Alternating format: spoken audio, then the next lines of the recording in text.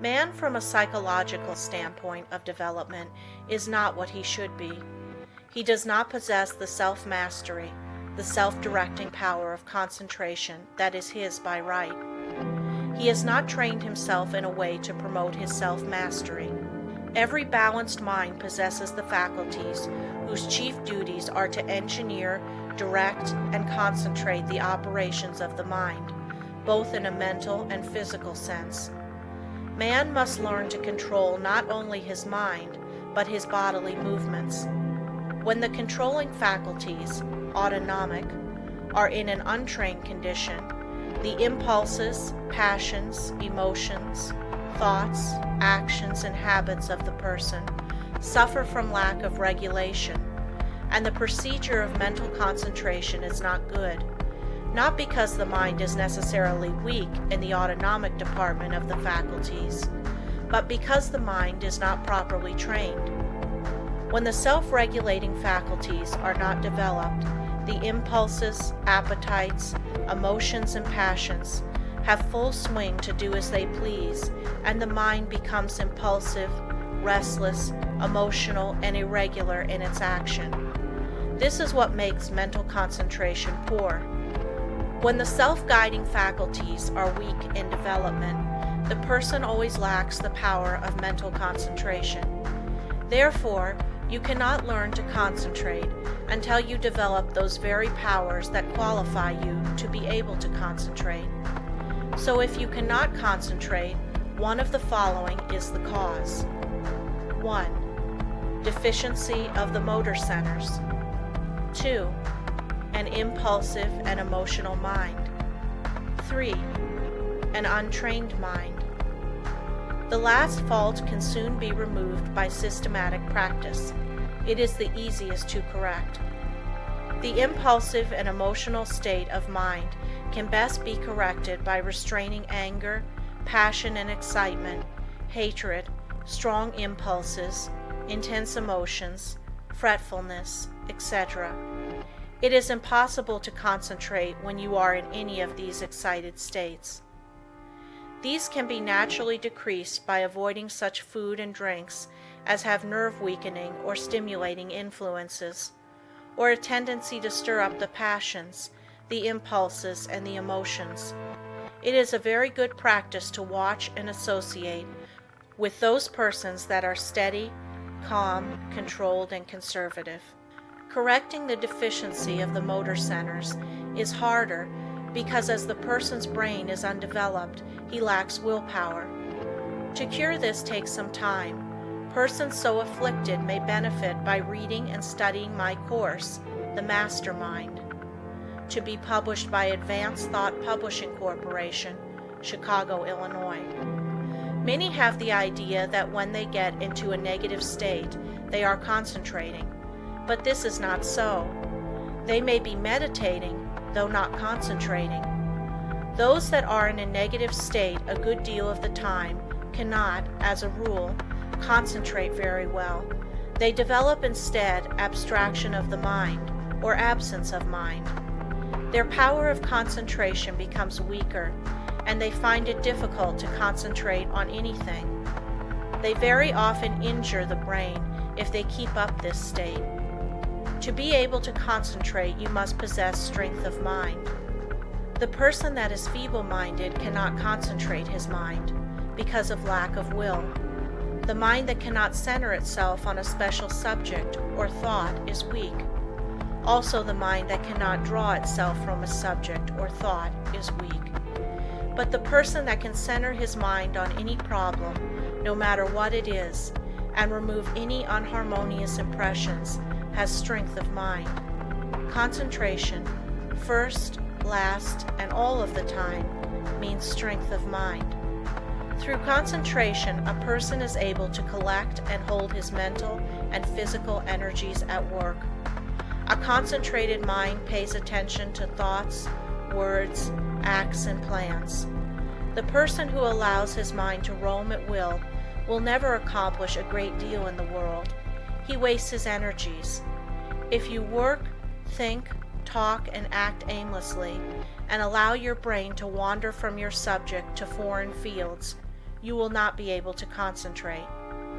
You concentrate the moment when you say, I want to, I can, I will. Some mistakes some people make. If you waste your time reading sensational stories or worthless newspaper items, you excite the impulsive and the emotional faculties, and this means you are weakening your power of concentration. You will not be a free engineer, able to pilot yourself to success. Concentration of the mind can only be developed by watching yourself closely. All kinds of development commence with close attention. You should regulate your every thought and feeling. When you commence to watch yourself and your own acts, and also the acts of other people, you use the faculties of autonomy, and as you continue to do so, you improve your faculties, until in time you can engineer your every thought, wish, and plan.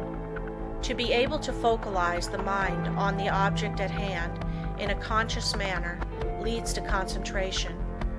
Only the trained mind can focalize. To hold a thought before it until all the faculties shall have had the time to consider that thought is concentration.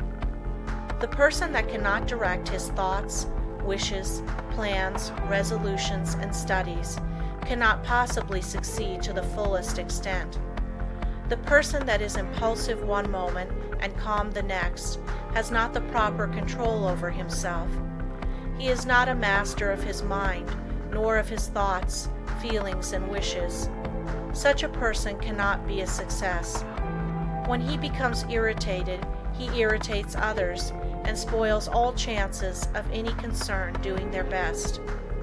But the person that can direct his energies and hold them at work in a concentrated manner controls his every work and act, and thereby gains the power to control others.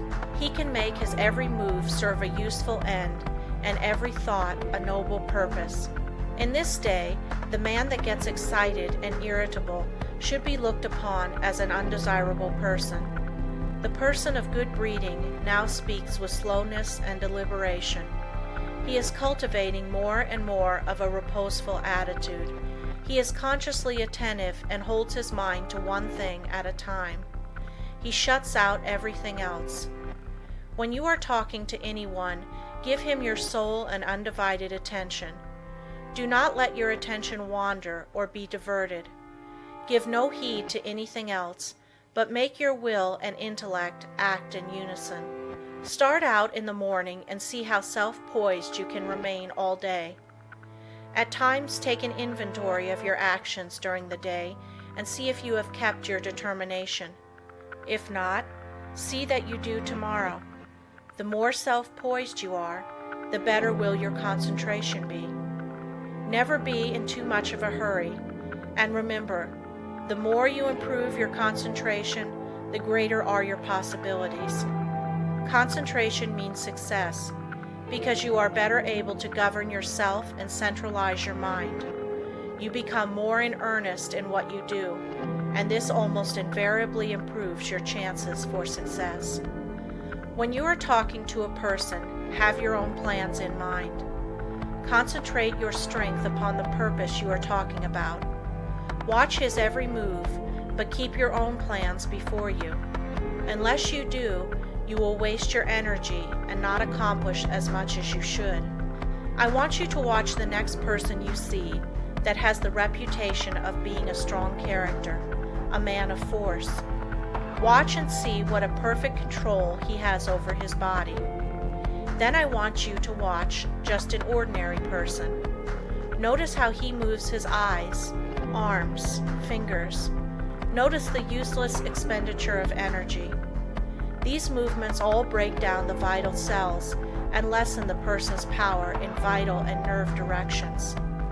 It is just as important for you to conserve your nerve forces as it is the vital forces. As an example, we see an engine going along the track very smoothly. Someone opens all the valves and the train stops. It is the same with you. If you want to use your full amount of steam, you must close your valves and direct your power of generating mental steam toward one end. Center your mind on one purpose, one plan, one transaction. There is nothing that uses up nerve force so quickly as excitement. This is why an irritable person is never magnetic. He is never admired or loved. He does not develop those finer qualities that a real gentleman possesses. Anger, sarcasm, and excitement weaken a person in this direction. The person that allows himself to get excited will become nervous in time, because he uses up his nerve forces and his vital energies. The person that cannot control himself and keep from becoming excited cannot concentrate.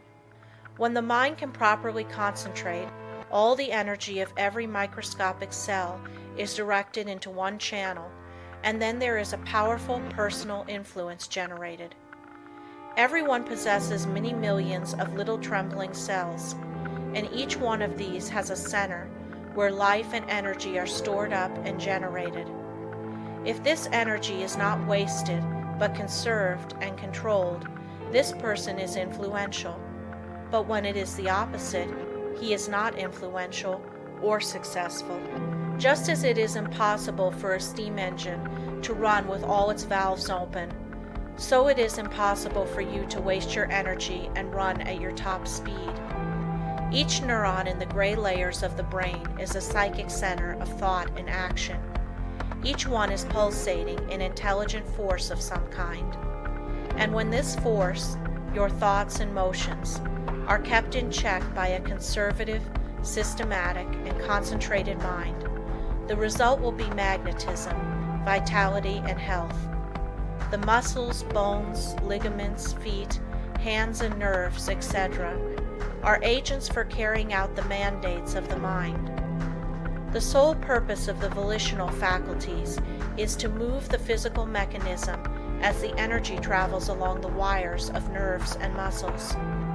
Just for that reason, if you throw a voluntary control over these messages, impulses, thoughts, emotions, physical movements, and over these physical instruments, you develop your faculties of self-mastery. And to the extent you succeed here, in proportion will you develop the power of concentration. Any exercise or work that excites the mind, stimulates the senses, calls the emotions and appetites into action, confuses, terrifies, or emotionalizes, weakens the power of concentration. This is why all kind of excitement is bad. This is the reason why persons who drink strong drinks, who allow themselves to get into fits of temper, who fight, who eat stimulating food, who sing and dance and thus develop their emotions, who are sudden, vehement, and emotional, lack the power to concentrate. But those whose actions are slower and directed by their intelligence develop concentration. Sometimes dogmatic, willful, excitable persons can concentrate, but it is spasmodic, erratic concentration, instead of controlled and uniform concentration. Their energy works by spells. Sometimes they have plenty, other times very little. It is easily excited, easily wasted. The best way to understand it is to compare it with the discharge of a gun. If the gun goes off when you want it to, it accomplishes the purpose. But if it goes off before you are ready for it, you will not only waste ammunition, but it is also likely to do some damage. That is just what most persons do. They allow their energy to explode, thus not only wasting it, but endangering others. They waste their power, their magnetism, and so injure their chance of success. Such persons are never well liked, and never will be until they gain control over themselves. It will be necessary for them to practice many different kinds of concentration exercises, and to keep them up for some time. They must completely overcome their sudden erratic thoughts, and regulate their emotions and movements. They must from morning to night train the mind to be steady and direct, and keep the energies at work. The lower area of the brain is the storehouse of the energy. Most all persons have the dynamic energy they need if they would concentrate on it. They have the machine, but they must also have the engineer, or they will not go very far. The engineer is the self-regulating, directing power.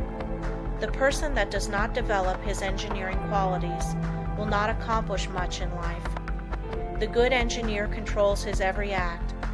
All work assists in development. By what you do, you either advance or degenerate. This is a good idea to keep always in mind. When you are uncertain whether you should do something or not, just think whether by doing it you will grow or deteriorate, and act accordingly. I am a firm believer in work when you work and play when you play. When you give yourself up to pleasure, you can develop concentration by thinking of nothing else but pleasure. When your mind dwells on love, think of nothing but this, and you will find you can develop a more intense love than you ever had before. When you concentrate your mind on the you, or real self, and its wonderful possibilities, you develop concentration and a higher opinion of yourself. By doing this systematically, you develop much power, because you cannot be systematic without concentrating on what you are doing.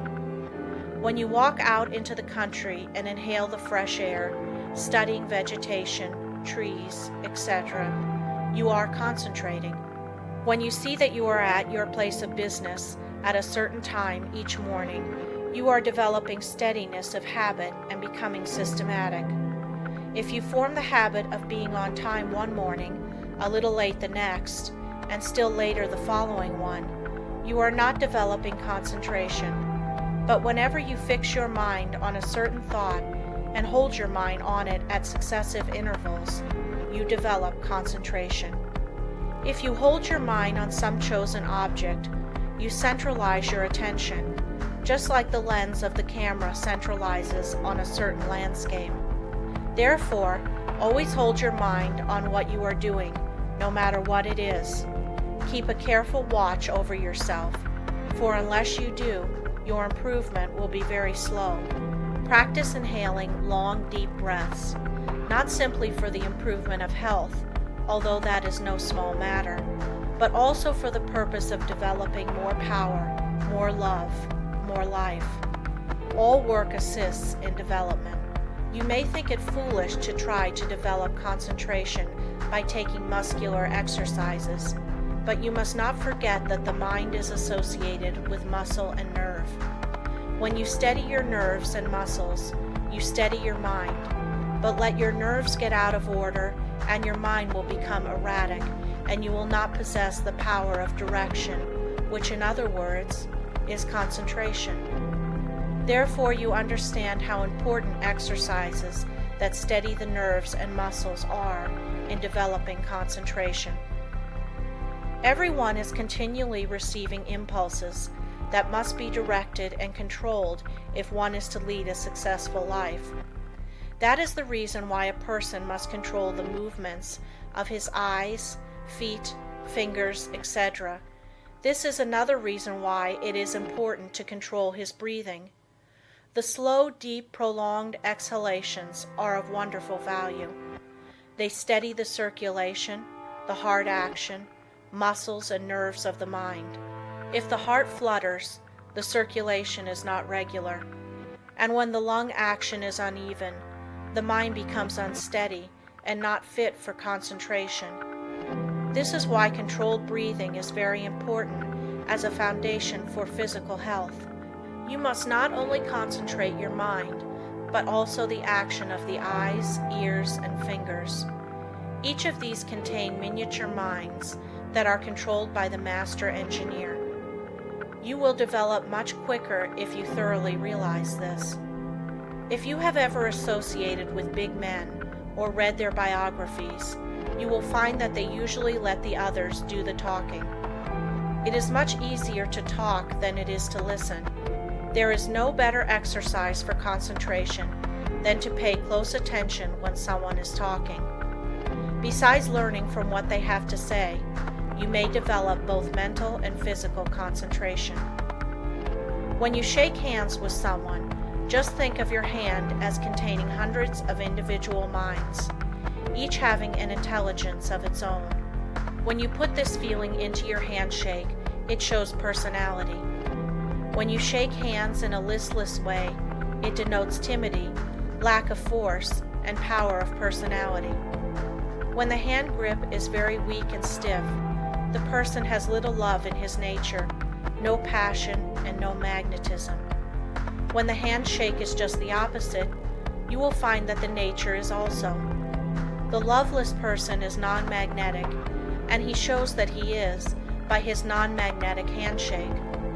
When two developed souls shake hands, their clasps are never light. There is a thrill that goes through both when the two currents meet. Love arouses the opposite currents of the positive and negative natures. When there is no love, life loses its charm. The hand quickly shows when love is being aroused. This is why you should study the art of handshaking and develop your social affections. A person that loves his kind reflects love, but a person that hates reflects hate. The person with a bad nature, a hateful disposition, evil thoughts and feeling, is erratic, freakish, and fitful. When you allow yourself to become irritable, watch how you breathe and you will learn a valuable lesson. Watch how you breathe when you are happy. Watch your breathing when you harbor hate. Watch how you breathe when you feel in love with the whole world and noble emotions thrill you. When filled with good thoughts, you breathe a plentiful supply of oxygen into your lungs, and love fills your soul. Love develops a person physically, mentally, and socially. Breathe deeply when you are happy, and you will gain life and strength. You will steady your mind, and you will develop your power of concentration and become magnetic and powerful. If you want to get more out of life, you must think more of love.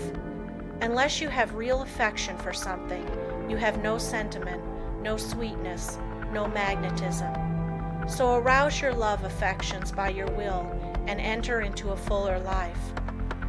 The hand of love always magnetizes, but it must be steady and controlled. Love can be concentrated in your handshake, and this is one of the best ways to influence another. The next time you feel yourself becoming irritable, use your will and be patient. This is a very good exercise in self-control. It will help you to keep patient if you will breathe slowly and deeply. If you find you are commencing to speak fast, just control yourself and speak slowly and clearly. Keep from either raising or lowering your voice, and concentrate on the fact that you are determined to keep your poise, and you will improve your power of concentration. When you meet people of some consequence, assume a reposeful attitude before them. Do this at all times. Watch both them and yourself. Static exercises develop the motor faculties and increase the power of concentration. If you feel yourself getting irritable, nervous, or weak, stand squarely on your feet with your chest up and inhale deeply, and you will see that your irritability will disappear and a silent calm will pass over you. If you are in the habit of associating with nervous, irritable people, quit it until you grow strong in the power of concentration, because irritable, angry, fretful, dogmatic, and disagreeable people will weaken what powers of resistance you have. Any exercises that give you better control of the ears, fingers, eyes, feet help you to steady your mind. When your eye is steady, your mind is steady. One of the best ways to study a person is to watch his physical movements, for when we study his actions, we are studying his mind, because actions are the expressions of the mind. As the mind is, so is the action. If it is uneasy, restless, erratic, unsteady, its actions are the same. When it is composed, the mind is composed. Concentration means control of the mind and body. You cannot secure control over one without the other. Many people who seem to lack ambition have sluggish minds. They are steady, patient, and seemingly have good control, but this does not say they are able to concentrate. These people are indolent, inactive, slow and listless, because they lack energy. They do not lose control because they have little force to control. They have no temper, and it therefore cannot disturb them. Their actions are steady because they possess little energy. The natural person is internally strong, energetic and forceful, but his energy, force, and strength, thoughts and physical movements are well under his control. If a person does not have energy, both mental and physical, he must develop it. If he has energy which he cannot direct and hold to a point, he must learn to do so. A man may be very capable, but unless he wills to control his abilities, they will not do him any good. We hear so much talk about the benefit of physical culture, but the real benefit of this is really lost sight of. There is nothing that holds the faculties at work in a sustained and continuous manner as static exercises do. For as stated before, when you learn to control the body, you are gaining control over the mind.